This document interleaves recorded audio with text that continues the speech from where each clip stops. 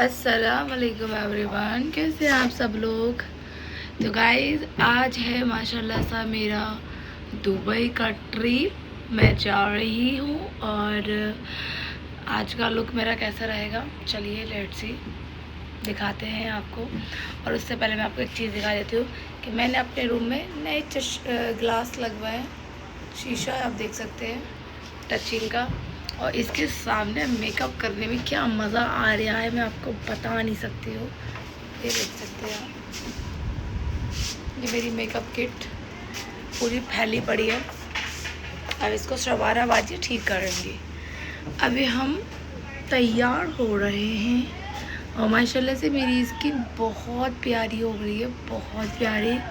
मैंने जस्ट अभी सीरम लगाया है अपने फेस पे और अब मैं सन क्रीम लगाऊंगी इसके ऊपर और फिर मेकअप करूंगी, फिर फाइनल लुक आपको दिखाऊंगी। ओके, अल्लाह हाफिज़।